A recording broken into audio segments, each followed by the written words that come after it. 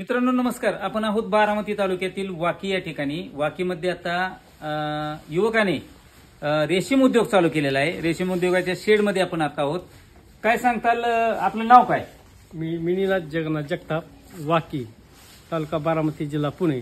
तर दुष्काळ असल्या कारणाने आम्ही कुठला व्यवसाय निवडायचा ह्या हेतूने आम्ही आपल्या ह्या मार्गात पडलो. ह्याला रोपाला अनुदान आहे आणि तुतीसाठी एकदम आपलं भारीतलं काम आहे. हे गुरांच्या पेक्षा चांगलं आहे. रोपासाठी 48,000 अनुदान आहे, शेडसाठी 2 लाख रुपये अनुदान आहे टोटल.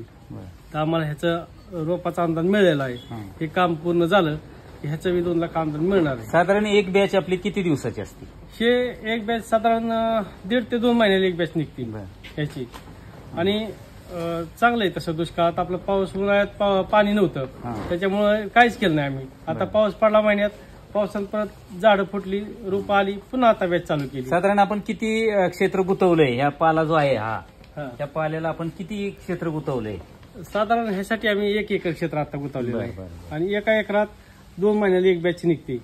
आता आम्ही ही 150 अंडापुंजी घेतलेली आहे.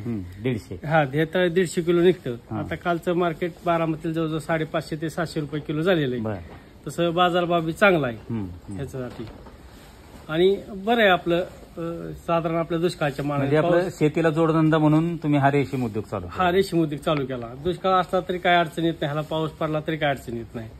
साधारण किती माणसं तुम्ही किती जण आदपता एवढ्या शेडमध्ये? हे शेडला आम्ही दोघं नवरा बायको आणि एक मुलगा सुट्टी असला तर मुलगा येतो आमचा सकाळ संध्याकाळ. ह्याला एक सकाळचं तासभर, संध्याकाळी तासभर 2 टाइम खाया टाकावं लागतं. ह्याला काय लाईट लागत नाही किंवा काय असं पाणी वगैरे काय तसं काय लागत नाही.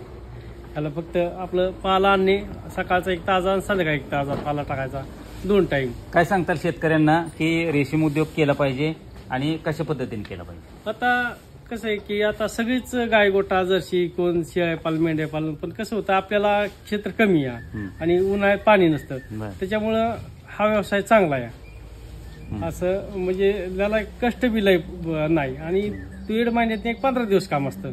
आता 16 तारखेला आमची बॅच आलेली आहे. आता आज जवळजवळ 22 दिवस झाले. अजून 8 दिवसात तर बॅच निघून जाईल. पुन्हा 1.5 महिने आपण दुसऱ्या कामाला, शेतीच्या कामाला मोकळं होते. पुन्हा पाला असतं 1.5 महिन्यात. काय सांगतात शेतकऱ्यांना, रेशीम उद्योग करावा का नाही? आता तर सध्या रेशीम उद्योग म्हणजे चांगलं चाललेला आहे. भाव बी चांगला मिळतोय रेशीम उद्योगाला आणि चांगलं एक दोघातच 1 एकर केलं तरी 2 जण सहज सांभाळू शकतात. हा व्यवसाय जास्त कष्ट नाही.